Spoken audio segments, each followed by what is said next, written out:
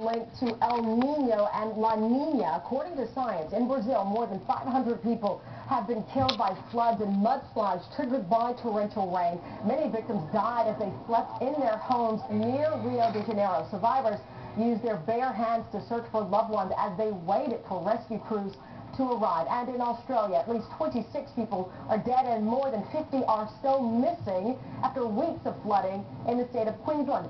Floodwaters are now receding after destroying or damaging more than 30,000 homes and businesses in Brisbane, the country's third largest city, by the way. The massive cleanup throughout Queensland is expected to cost $15 billion. And in Sri Lanka, look at this video, flooding and mudslides.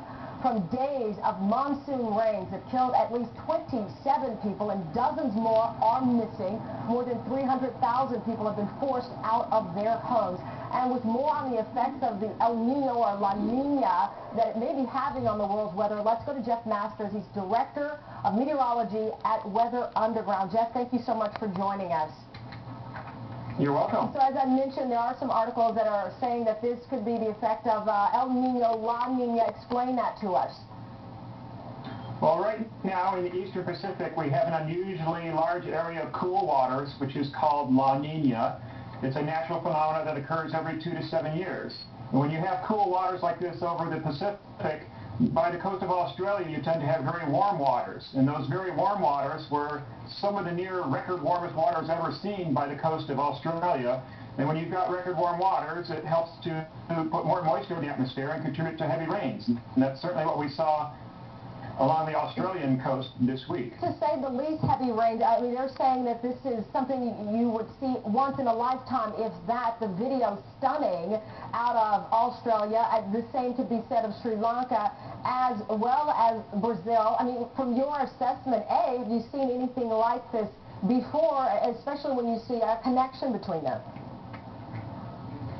Yeah, there's no question. I mean, these floods in Australia are the worst, or maybe second worst floods in their history. Brazil, this is the deadliest natural disaster in their history.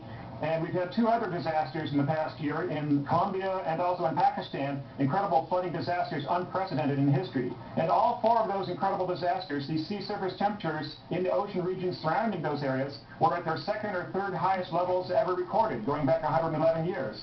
So those warmer sea surface temperatures, they help drive more evaporation into the atmosphere, help contribute to those heavy rains. And might we see more of this?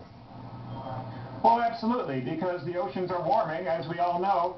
There's climate change going on. The Earth recorded its warmest temperature ever last year, tied with 2005. And as the oceans continue to warm, there's going to be more evaporation and potentially more flooding rains. Jeff, thank you very much. We greatly appreciate you coming on with your analysis and some insight, scientific insight into what is happening there. Thank you. And